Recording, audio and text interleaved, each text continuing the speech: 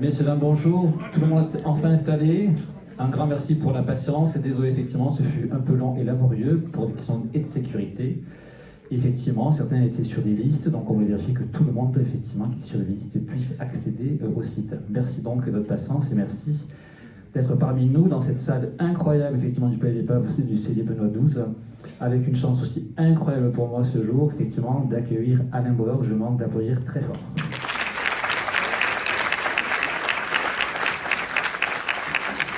En effet, il faut le présenter, effectivement, figure emblématique de la sécurité maintenant en France, mais quand même quelques rappels et piqûres de rappel sur un parcours hors norme. Vous êtes donc un criminologue français, professeur de criminologie au Conservatoire national des arts et métiers à New York et à Shanghai. Vous êtes également responsable du pôle sécurité, défense, renseignement, criminologie, cybermenaces et crise. Rien que ça. Vous êtes auteur de plus de 100 ouvrages sur les questions de sécurité, crime et terrorisme. Votre livre a été traduit dans plus de 20 langues. Vous êtes également chroniqueur régulier, effectivement. Tout le monde vous connaît en plus maintenant pour cette magnifique émission audiovisuelle Au bout de l'enquête, au côté de Marie Drucker. C'est dans un quart d'heure, hein, ça commence. Vous êtes considéré comme un expert reconnu dans votre domaine. Vos travaux ont contribué à faire évoluer la réflexion sur la criminalité et la sécurité. Je vous remercie du coup d'avoir si gentiment répondu de manière favorable à cette invitation, et du coup on va enfin pouvoir effectivement partager un moment. Le déroulé, c'est 46 minutes effectivement de questions que l'on a à peu près travaillé ensemble. Effectivement, on va avoir une question. Travailler ensemble, tu me les as envoyés, je les ai lus. C'est du travail.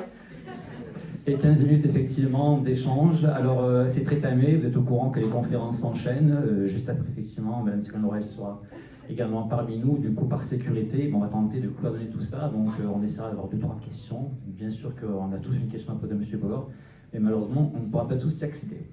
Et je reste ensuite dans la salle de dédicace, et donc on peut avoir la suite, l'after. Allez, c'est parti. Une question d'introduction générale. Dans l'esprit des communs, nous avons le sentiment qu'il y a de plus en plus de criminalité en France. On ne sait si le monde devient fou ou si nous sommes au final beaucoup plus informés ou orientés vers ce type d'information. Vous êtes un spécialiste de la sécurité. Quelles sont pour les principales évolutions de la criminalité au cours de ces dernières décennies? Alors j'ai commencé exceptionnellement par une bonne nouvelle.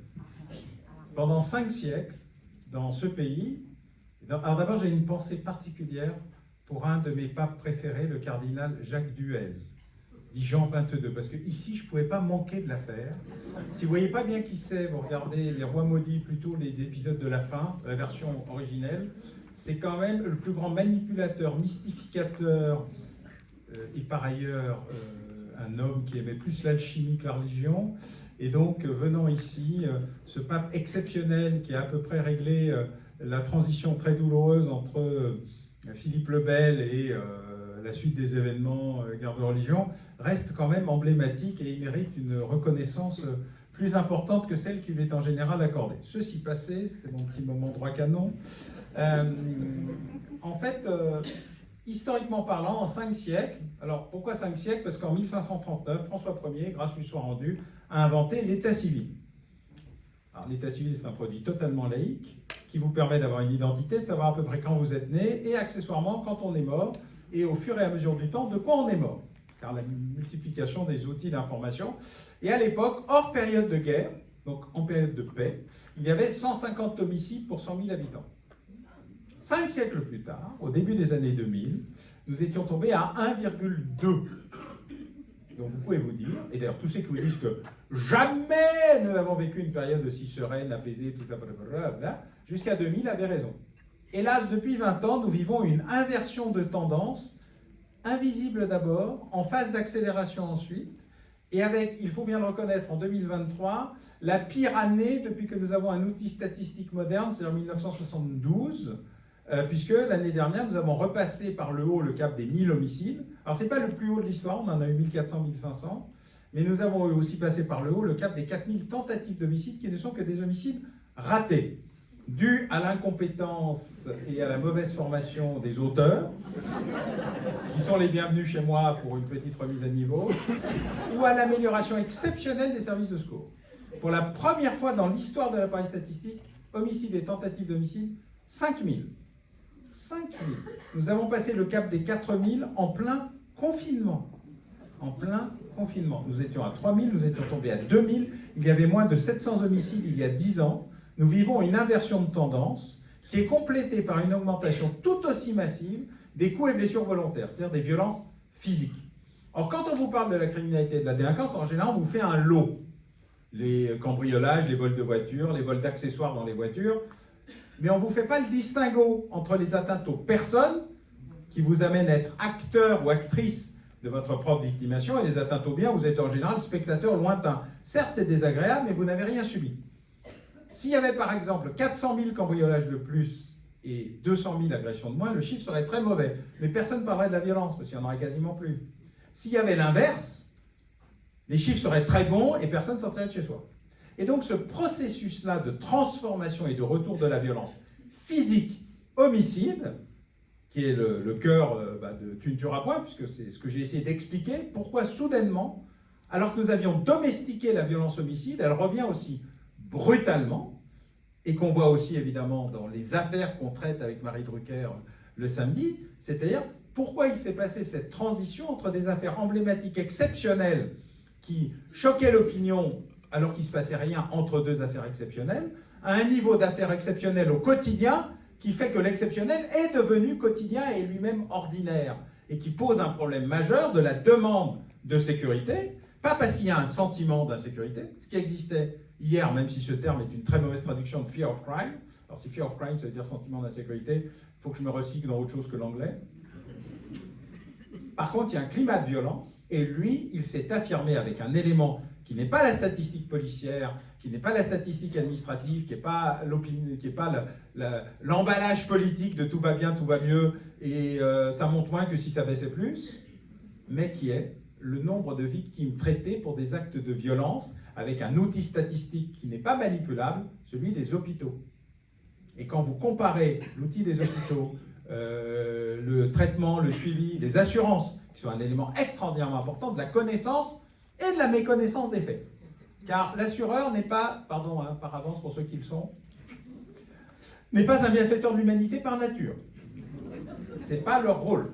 Les capitalistes sont là pour gagner de l'argent, les mutualistes pour réduire les coûts, et ils ont inventé un truc formidable, la franchise. La franchise qui porte mal son nom, il faut le dire. C'est le moyen de ne pas vous payer ce qui vous est arrivé si c'est en dessous. Et donc quand la franchise est à 50 €, vous n'êtes pas de déclarer ce qui est à 49, vous n'avez pas passé 3 heures dans un commissariat pour que votre plainte ne soit pas prise pour ne pas être remboursé, vous êtes normaux comme moi. Par contre, si vous la passez à 100 €, à 150 €, vous avez une déperdition mécanique de la connaissance des faits, puisque pour être remboursé, il faut porter plainte, puisque votre assureur vous demande de. Donc nous avons une perte continue de la connaissance des faits. Tu as un acteur qui n'est ni policier ni gendarme, mais qui est assureur. Sauf que, à un moment donné, on s'est rendu compte qu'il y avait un truc qui nous échappait. Vous m'excuserez que la réponse soit longue, mais c'était à la première, donc après il va me couper toutes les 30 secondes. Nous avons inventé un outil qui est qu'on s'est dit qu'en fait, les plaintes, tout le monde ne devait pas les prendre. Et que de temps en temps, en allant au commissariat, voire à la gendarmerie, eh ben, ils avaient inventé des tas de moyens de c'est pas moi, c'est pas l'heure, c'est demain, c'est ailleurs. Faites donc une petite main courante. Bref. Et que ça valait autant pour ceux qui prenaient la plainte que ceux qui venaient déclarer, notamment les violences intrafamiliales, sur le thème « faut pas porter plainte parce que je veux pas être obligé de fuir mon domicile avec mes 2 enfants pour me retrouver je ne sais pas où, mais il faut que vous sachiez qu'il se passe un truc ». Et c'était l'ancêtre de MeToo. C'était un MeToo qui n'allait pas jusqu'au bout. Du coup, on a inventé les enquêtes de victimation. Ça a été inventé il y a 50 ans aux États-Unis, puis en Grande-Bretagne, et j'ai été chargé, il y a une vingtaine d'années, de l'inventer en France.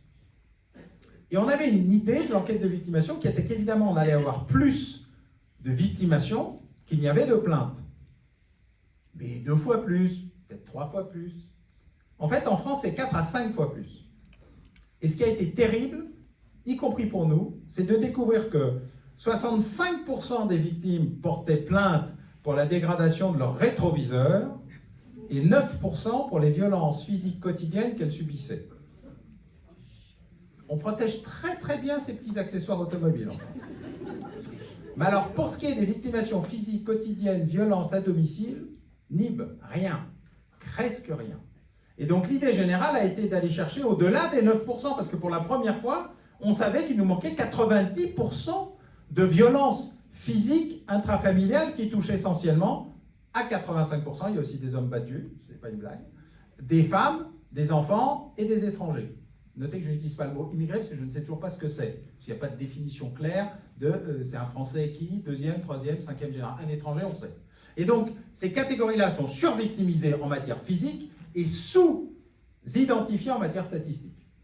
Du coup, on a un immense océan de violence qui n'était pas comptabilisé. Mais comme on n'a pas d'outils, on n'a pas d'outils. En matière d'homicide, nous avons un truc formidable. Il y avait Michel Sapanet tout à l'heure, avec qui je déjeunais à table. Alors, un déjeuner un peu difficile, il est médecin légiste et moi criminologue. Nous ne sommes que deux à avoir eu 2 parts de dessert. Les autres se sont arrêtés. Il y a le Justiel aussi qui résiste assez bien à...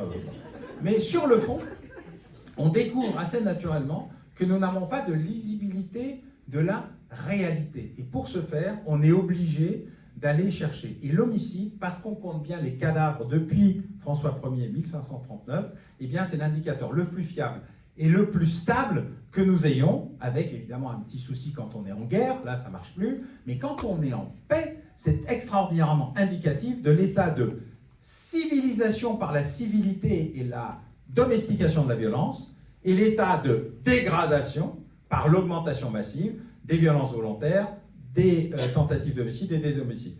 En réalité, nous avons eu une immense chance de pacification massive et nous avons un retour de tendance par la violence qui devrait tous nous inquiéter.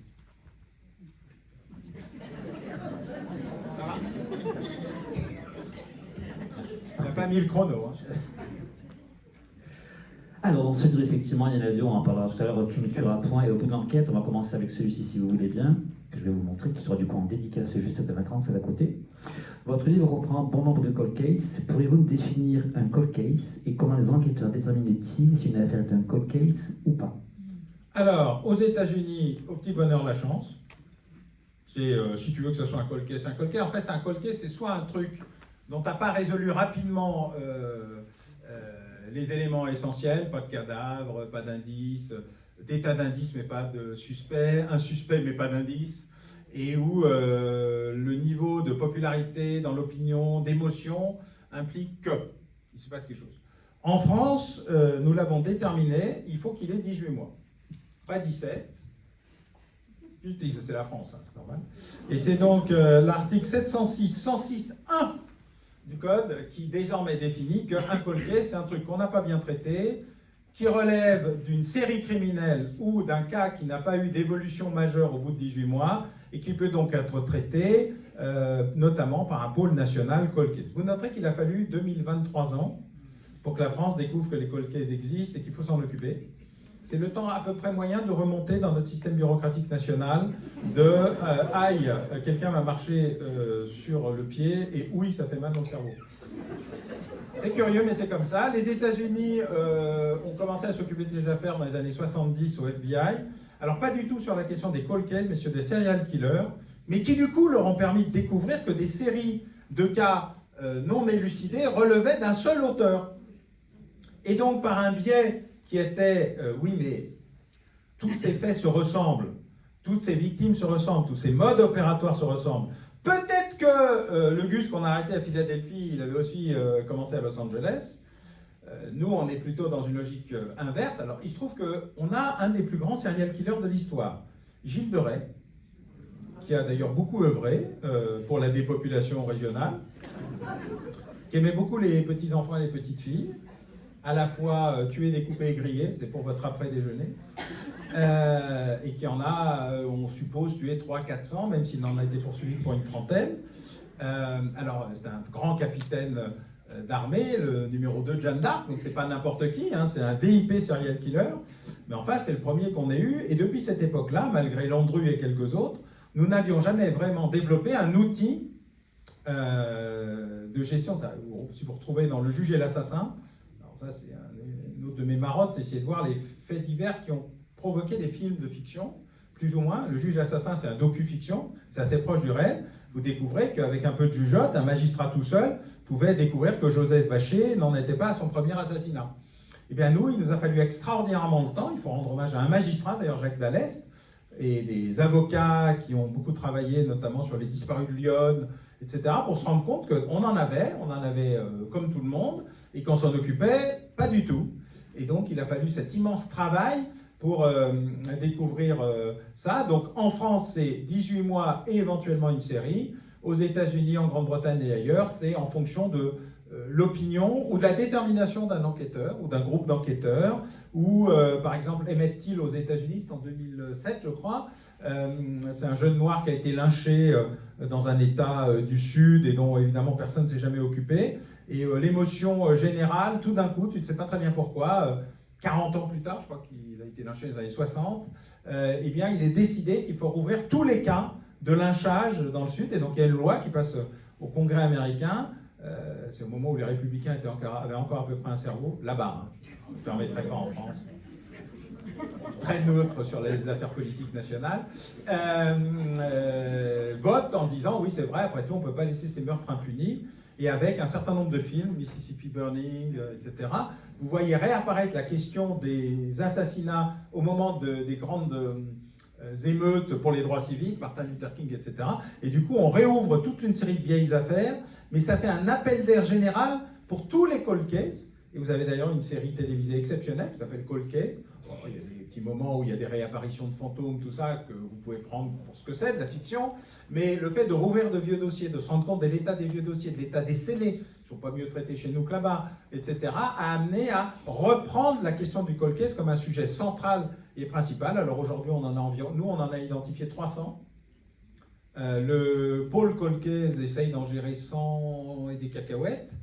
De temps en temps, il y en a qui se trouvent. Voilà, j'ai un journaliste qui est venu me voir à une séance de dédicace, d'ailleurs à Lyon, pour me dire « Ah mais moi j'ai un cold case, j'aimerais bien que vous vous en occupiez parce que j'arrive pas à le faire ressortir ».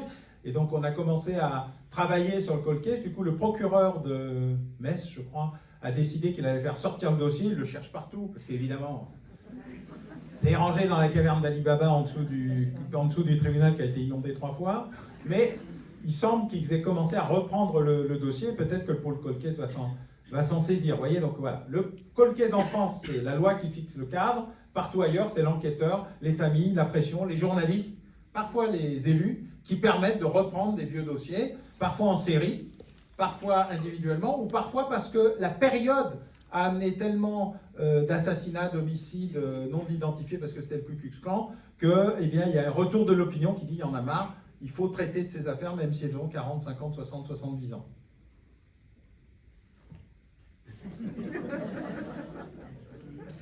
Tout à l'heure, on avait Michel Fine, effectivement, on a du coup évoqué longuement l'affaire Fourniret et le docu qui est paru sur Netflix. Et on a évoqué, effectivement, on le voit bien cette année, sur la thématique de la criminalité. Les salles sont complètes. Donc, effectivement, on était entre l'objectif de se dire est-ce qu'on est sur de la fascination, est-ce que c'est de l'intérêt, est-ce qu'effectivement on est sur, en se disant c'est Madame Tout-le-Monde, cette fameuse Monique Olivier qui fait qu'à un moment donné, eh bien, on pourrait peut-être s'y reconnaître. Hein. Comment expliquer cette fascination, du coup, dans notre société pour ces crimes? C'est assez simple, vous supprimez le crime de l'opéra classique, du théâtre antique, du cinéma, de la fiction, de la télévision, du roman, de votre journal quotidien du matin, page locale. Au petit-déj, la conversation va être un peu plate. Hein. Pas avoir grand-chose. Il faut que j'ai regardé cette affaire parce que je me suis beaucoup occupé de l'affaire Tropman. Alors, je n'étais pas né à l'époque, même si je date du millénaire dernier, 1869. C'est l'année où le Petit Journal devient le premier journal à feuilleton sur une affaire criminelle. Et qui va faire sa fortune, 28 éditions par jour, des centaines de milliers d'exemplaires. Mais en fait, vous ne vous en souvenez pas, heureusement, moi non plus, mais ce qu'on appelle les Acta Diurnia, qui était la communication romaine de ce qui se passait la nuit et qui était proclamée devant le forum oralement le jour. Les avisos, qui étaient des petites affiches, les placards, les libelles, tout ça ne portait que sur des affaires criminelles. Soit sur des affaires au sens de l'exécution de la sentence, a été condamné, a été jugé, sera écartelé demain matin à 8 heures, coupé en morceaux, a été acquitté, ça pouvait arriver, pendu, enfin le gibet, tout ce que vous voulez. Et donc, les faits divers sont le cœur de la communication publique. À tel point même que le maître François Ier, en 1539, toujours, année riche, décide une loi sur les placards qui explique que l'État a le monopole de la communication publique affichée sur les murs, 1, et que 2, personne n'a le droit de les arracher. Autrement, on est puni. Donc la communication publique, elle porte essentiellement sur des mesures pénales ou légales. Soit on dit qu'un tel a été poursuivi ou condamné, soit on vous annonce que la nouvelle loi, la nouvelle taxe, ou que le roi et la reine ont enfin produit un héritier. Ces éléments-là sont le cœur de la vie. Et après cela, il se passe 2 événements. D'abord l'affaire Calas, avec la prise en... le travail de Voltaire pour dire c'est une erreur judiciaire, vérité au-delà, et bien avant, en 1715-1720, l'affaire Cartouche. Car à l'époque, on commence à avoir des premiers périodiques, c'est-à-dire pas des journaux, mais des trucs qui paraissent plus ou moins régulièrement et qui donnent plus ou moins des informations et qui sont plus ou moins imprimés. Car l'imprimerie va tout changer. Gutenberg, 1540, vous trouvez ça dans votre cours d'école primaire.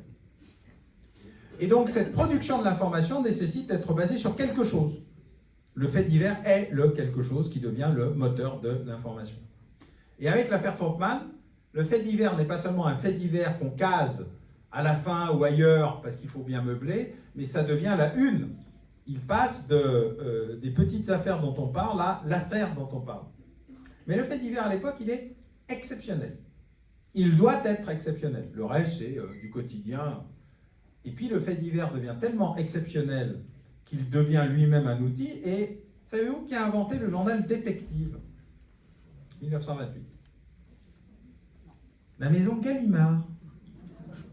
C'est pas Fayard, hein, j'ai échappé de peu. Mais, enfin, vous voyez ce que je veux dire, c'est une très grande maison d'édition qui dit, mais c'est un vrai sujet. Donc on va le traiter avec un journal, un périodique.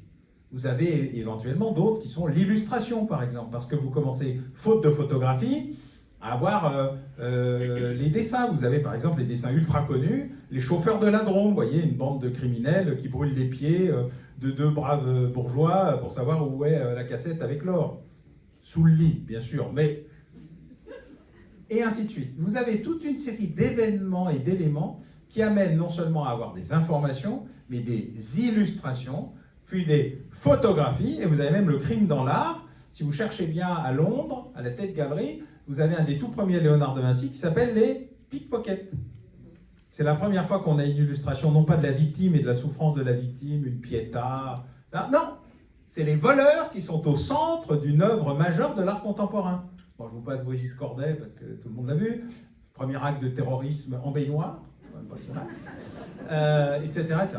Et donc, la fascination date depuis que l'humanité existe, car on a même trouvé sur quelques peintures rupestres des indications non seulement de combat, de chasse, mais parfois de personnes qui, isolées des autres, donc on n'a pas l'effet de groupe, ce qui veut dire que ce n'est pas une bataille, se battent entre eux. Alors, soit c'est un duel, soit c'est un assassinat, enfin en tout cas une confrontation, une agression. Et donc on voit assez rapidement que la représentation artistique, la représentation journalistique, la représentation de l'information, elle vit et elle se construit et elle se nourrit du fait divers.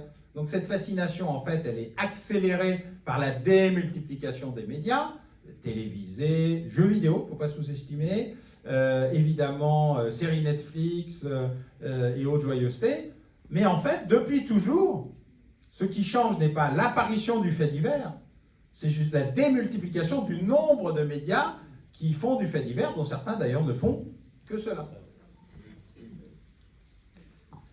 Pour en revenir aux médias, du coup, comment les médias influencent-ils l'opinion publique sur le crime? Y a-t-il une limite du rôle des médias dans ces affaires, et si oui, quelles sont-elles? Alors, la limite du rôle du média, c'est la décence, mais il n'y en a pas d'autre. Alors, pour ce qui est de ceux qui croient encore qu'en France, le secret de l'instruction existe, arrêtez d'acheter les journaux. Sur le reste, les médias servent à peu près tout. D'abord, ils servent aussi à relancer des enquêtes. Ils servent à dénoncer des tentatives d'enfouissement. Ils servent à faire pression pour qu'une vieille affaire ressorte. Donc, ils ont un rôle. Ensuite, il serait tout à fait insupportable d'imaginer un univers où le secret serait tel que les médias ne puissent pas parler du tout d'une affaire, sauf au moment où elle arrive devant le juge. D'abord parce que du coup, on ne sait pas celles qui n'arriveraient pas. On n'aurait pas de connaissance d'eux. Le vrai drame des médias, c'est la perte des journalistes de faits divers. Il y a de très grands, vous avez Michel Fine, une immense journaliste car elle sait faire le métier. Mais c'est comme la différence entre un journaliste et un speaker. Un journaliste, il fait son travail, il fait des recherches, il avance sur le sujet, il connaît ses dossiers, il passe des heures à les préparer. Vous voyez, Marie Drucker et moi, on a identifié les affaires, on les a travaillées, on a choisi ce dont on allait parler, comment on allait en parler, et les équipes de tournage sont allées voir les témoins, etc. Et nous avons, nous, mis en avons ordonné, et nous n'avons pas mis en scène. Il n'y a pas de mise en scène, il n'y a pas de musique qui fait peur, il n'y a pas d'intervenant extérieur. Le héros n'est ni Marie ni moi, ce sont les gens qui racontent l'enquête, les familles, les avocats, les magistrats, les policiers, les gendarmes. Et en fait, on a voulu faire un c'est dans l'air du crime. Et donc, cette neutralité-là, cette pédagogie-là, elle fonctionne très bien. Et la demande, elle est immense de pédagogie et d'information pour que les gens puissent se faire leur propre opinion. Et pas ma propre opinion. Je peux avoir ma opinion sur un fait criminel. Alors, je disais, il n'y a pas longtemps, à un de mes collègues, Dominique Rizet, qu'on est parfois très mal à l'aise sur les plateaux de télé, quand, entre deux pauses publicitaires ou machin, on se dit, non mais c'est lui qui l'a fait, sauf qu'on n'en sait rien, quoi. C'est au pif. Et évidemment, ça, voilà. Alors, en général, on n'a pas tort, parce que l'expérience aide, mais ça n'est pas une enquête. Une enquête, c'est quand tu démontres, pas seulement quand tu as le sentiment que... Donc, les médias, ils ont un rôle très important. Et puis, ils ont un rôle catastrophique quand ils se passent du côté, comme les magistrats d'ailleurs, du côté juge à justicier. Quand ils pensent qu'ils ont la bannière, qu'ils sont les héros, pas OS, hein, d'une affaire, qu'ils ont leur intime conviction à eux, mais au lieu de la garder pour eux, ils la font partager à tout le monde, qu'elle soit vraie ou qu'elle soit fausse. Et donc, ils partent à la chasse aux suspects, ils vous annoncent tout et n'importe quoi, ils ne vérifient rien. Et alors ça, c'est le drame de la médiatisation moderne. Avant, on avait le temps, parce qu'entre le moment où l'information arrivait et le moment où le journal était diffusé, on pouvait avoir 3 contre-indications, 2 vérifications. Là, c'est fini. En fait, une information et un démenti égale 2 informations. Et ça, c'est bon, Coco, je cite. Donc, c'est un peu compliqué, parce qu'eux, ils vivent dans un tempo de plus en plus accéléré, et même les journaux dits sérieux, comme ils ont un site internet, il faut meubler le site internet parce qu'il faut faire des clics. Éventuellement, ça permet d'avoir des abonnements, on ne sait jamais. Et donc, ils démultiplient le nombre d'informations et de désinformations en se contredisant parfois, en se justifiant rarement. Et c'est à nous de faire le tri. Et ça, c'est un vrai problème. Alors, ce n'est pas tous les médias, heureusement. Mais on sent bien qu'il y a des tentations et des pulsions à l'hyper-rapidité. Ce matin, je prenais le train pour venir chez vous, et il y a eu un terrible attentat terroriste, Gare de Lyon. Alors, j'y étais, Gare de Lyon. Terrible attentat terroriste m'a un peu échappé, pourtant, comme dirait Claude. J'ai l'impression que c'était mon truc. Donc, j'ai eu 15 appels de radio et sérieuses, hein, des gens, service public, privé et tout. Pas Cyril Hanouna, mais pas loin. Et je dis, non mais attendez, les gars, j'ai regardé cette affaire, c'est un clochard local un peu malade qui a eu une esbrouille et qui a sorti son couteau et a 3 blessés, ce qui n'est pas bien du tout, mais enfin c'est pas l'attentat djihadiste de l'année. Et j'ai senti une grande déception. Double. La première c'était merde, c'est pas l'affaire du samedi matin, parce que le samedi matin on a peu d'audience, pas dire. Et 2, donc tu vas pas venir en parler. Ben non. Mais tu voudrais pas nous dire ce que tu viens de me dire? Ben non. Ah. Mais bon, bah demain alors. Ben, bien sûr. Voilà. Et donc vous avez cette espèce de truc où il faut remplir. Parce qu'une chaîne d'information en continu est une chaîne de divertissement en continu, qui de temps en temps fait de l'information. Alors tout n'est pas acheté, hein. En fait, 24 heures sur 24, meublé sans rien savoir sur un sujet que vous ne connaissez pas, c'est dur. Donc vous avez un très grand nombre de collègues qui font bouche-trou, à 8 en général sur le plateau, parce que c'est moins cher. Et puis de temps en temps, ils vous font une demi-heure d'experts et spécialistes, parce qu'on se rattrape, pour montrer qu'on a quand même du bonus qualitatif. Et c'est le drame des chaînes en continu, et tout le monde se lance dans ça, y compris les quotidiens. Bref, l'Internet a bouffé la qualité journalistique. Et puis de temps en temps, vous avez... je discutais tout à l'heure, Jean-Marc Leclerc ou des collègues du Figaro. Il reste de très grands journalistes à la fois criminel et l'investigation, je mets ça entre guillemets parce qu'il y a un peu de tout, mais voilà, et puis le reste, bah, c'est des stagiaires qui font leur métier de stagiaire, qui sont obligés de remplir des trucs avec rien, et qui font la chasse à l'info, et ils ont rempli leurs 20 lignes, ou leurs 40, ou, voilà. Ça c'est le drame. Donc on a le meilleur et le pire, parfois le meilleur et le pire dans le même journal, des fois que vous êtes sur le site web et pas sur le print, comme on dit, mais c'est indispensable au bon fonctionnement de la démocratie. Donc, il faut faire avec. Simplement, il faut vérifier systématiquement les sources et avoir une diversité d'approches de l'information. Ce qui est de plus en plus difficile avec les réseaux sociaux et les algorithmes qui vous enferment dans une colonne de nage où vous ne vérifiez plus rien et où on vous pousse à l'extrémisation de tout sans que vous ayez la possibilité de vérifier ou de douter. Moi, mon métier, c'est d'apprendre le doute. Donc, je dis vérifiez tout. Et donc, vous pouvez trouver les moyens de sortir de cela par votre propre volonté. Mais c'est vrai que pour l'instant, on est de plus en plus enfermé dans une logique unique où évidemment personne ne reconnaît ses erreurs et où on pense que tout le monde va oublier. En fait, tout le monde mise sur l'amnésie du citoyen. Nous, on mise plutôt sur son intelligence. Donc on va voir d'ailleurs, vous êtes là, c'est une preuve. On va pouvoir du coup rebondir, puisque l'audience est là. D'après vous, l'opinion publique est-elle trop punitive? Est-elle trop quoi? Punitive. Bon, ça dépend, elle milite beaucoup pour des acquittements quand elle est persuadée de l'innocence de quelqu'un. Elle peut manifester autant pour un mort l'arbitre, dans un film célèbre, que pour libérer machin parce qu'il n'est pas coupable et que la mobilisation. Je regardais l'autre jour sur le Innocence Project, sur, je crois, 200 cas, ils ont réussi à en libérer 178 du couloir de la mort. C'est pas juste parce qu'ils savent lire le code pénal et qu'ils sont encore plus sûrs que moi dans le côté minutieux de non, c'est pas ça qu'il faut, non, c'est pas ce que dit la loi, non, c'est pas ça non plus, et c'est pas comme ça qu'on fait de la procédure. C'est parce qu'ils ont mobilisé l'opinion, ils l'ont convaincu, ils sont allés chercher l'intelligence de l'opinion. Moi, je pense que dans l'opinion, il y a un effet de masse. Et que l'effet de masse, il produit parfois la haine, la fureur, la vengeance, etc. Et parfois, il produit le mieux de ce que l'humanité peut diffuser. Et parfois, c'est les mêmes. Ça dépend sur quoi on mise.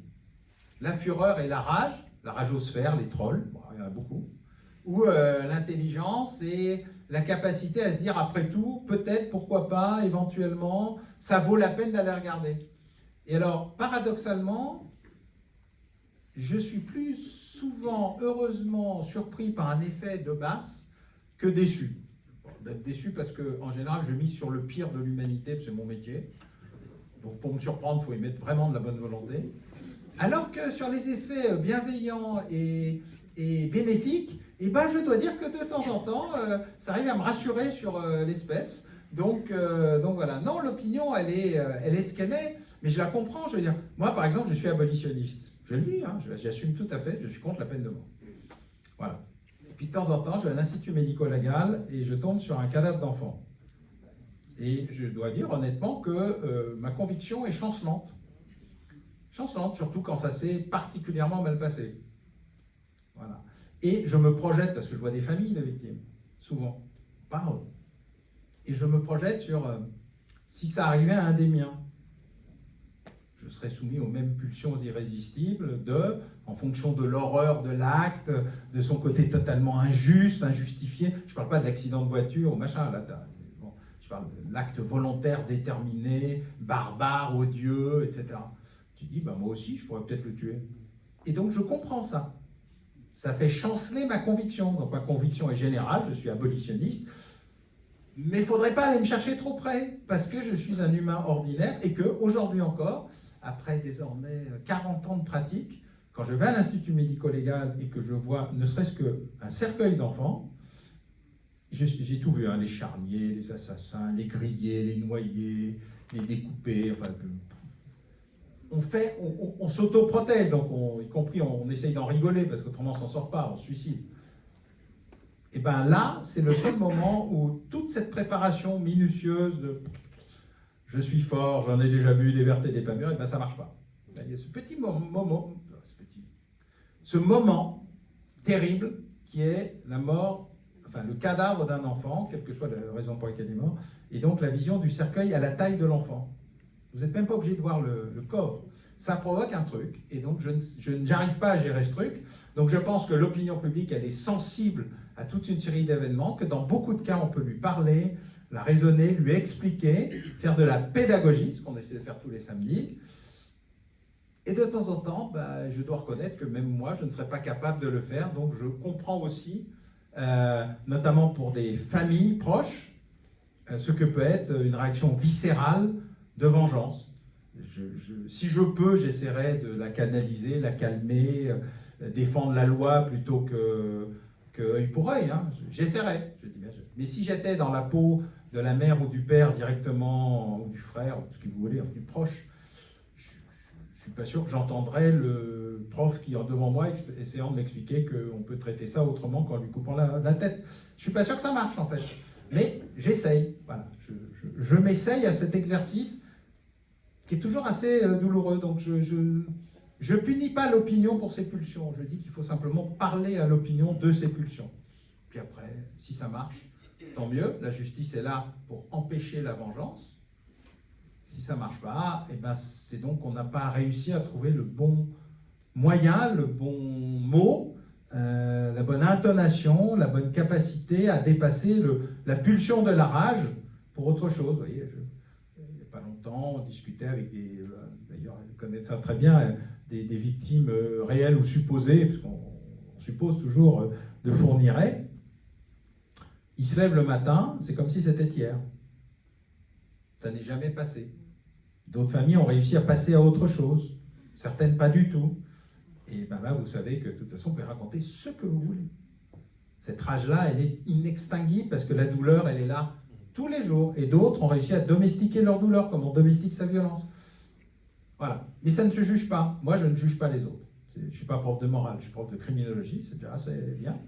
Et donc, je ne juge pas les autres. J'essaye simplement de faire en sorte que, justement, la violence revancharde, punitive et basée sur rien, juste sur l'humeur du moment, puisse être canalisée par autre chose. Et que, justement, force reste à la loi. Mais avec les limites de l'exercice, y compris les miennes. On va rebondir du coup sur justement les familles et les cold cases. Les progrès scientifiques, l'acharnement de certaines familles et de la justice ont permis ces dernières années la résolution de cold cases. Comment les familles vivent-elles la résolution de celui-ci? Quand c'est résolu, par un intense soulagement. Et puis après, elle passe aux montagnes russes. L'affaire est résolue, donc le jugement commence. Alors, l'affaire est résolue. L'affaire est résolue parce qu'on identifie l'auteur. L'affaire est résolue parce qu'on trouve le cadavre. Pas la même chose. Donc déjà, on trouve le cadavre, on le cherche depuis 15 ans, 20 ans, 30 ans, miracle.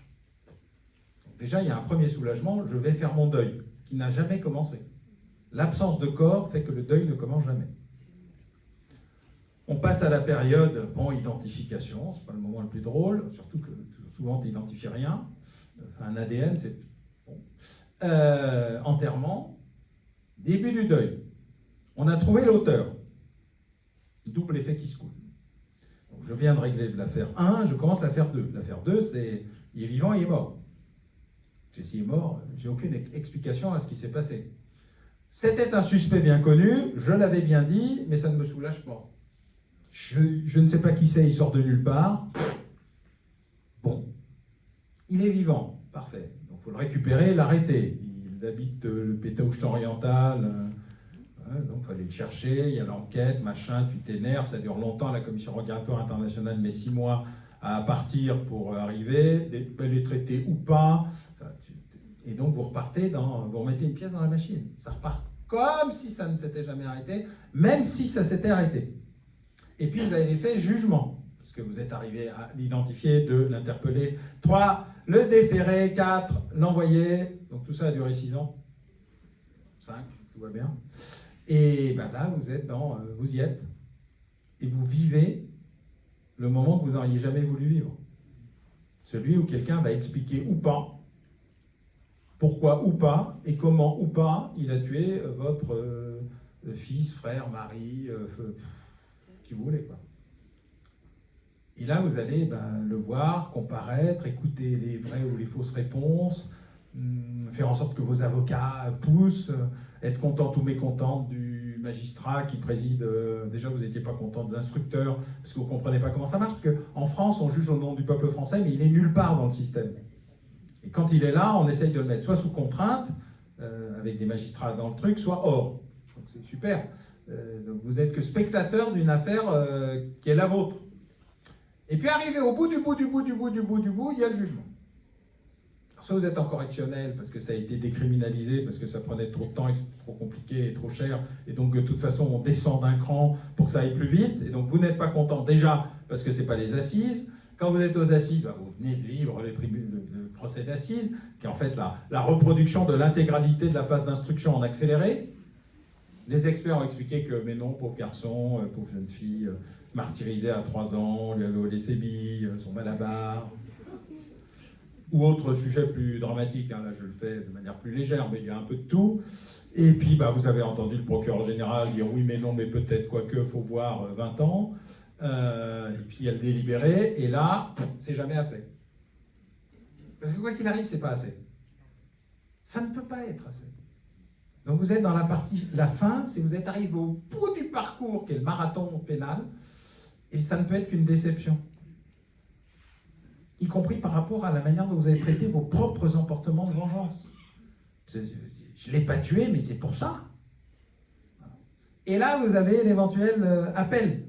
Parce que maintenant, on a l'appel aux assises. En correctionnel, oui, c'est automatique, aux assises aussi. Et donc, vous repartez pour un tour. Et puis, vous avez des conférences de presse, je parle aux journaux, je ne parle pas aux journaux. Et puis, la défense peut expliquer, et ça arrive parfois, la défense de rupture, qu'en fait, c'est la faute à la victime. Elle l'a bien cherché. Et là, vous vous dites, mais qu'est-ce que je fais là? Si vous êtes la famille, les proches. Donc, c'est un moment absolument terrible dans la durée. Mais elles ont besoin que ça arrive. C'est-à-dire que c'est un truc sadomaso, victime. C'est sadomaso. Il faut absolument sortir de la victimation par la découverte, 1, du corps, 2, de l'auteur, 3, de sa condamnation. Et en même temps, c'est une souffrance permanente parce que c'est trop lent, pourquoi c'est comme ci, et pourquoi c'est pas comme ça, et pourquoi ils n'ont pas été. Et puis alors, vous avez tous les gens qui ont des bonnes idées pour vous aider. Voilà. Non mais, je vois... Voilà. Donc tout ceci amène une sorte de démultiplication d'horreurs et de difficultés. Mais à la fin, dans ce que disent les familles, à la fin du parcours, elles sont soulagées que ça soit fini. À la fin, quand même. Parce que le corps, l'identification, l'auteur, elles savent, c'est mieux que pas savoir. Parce que pas savoir, ça vous mine en permanence. Savoir, ça, c'est pas gai. Mais au moins, vous avez des réponses à des questions. Et le fait d'avoir des questions sans réponse, c'est insupportable. L'assistance est grande, il me restera une question, mais on va passer au public si vous voulez bien, histoire qu'effectivement vous puissiez être satisfait également d'avoir un échange avec M. Bauer. Si effectivement vous avez des questions, n'hésitez pas à lever la main, c'est bien que ça se passe.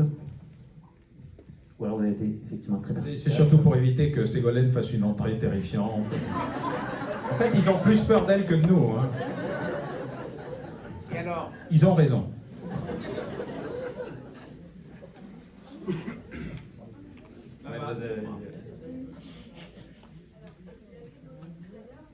Alors, il faut que vous essayiez comme moi à la Sorbonne, au micro ne marche jamais.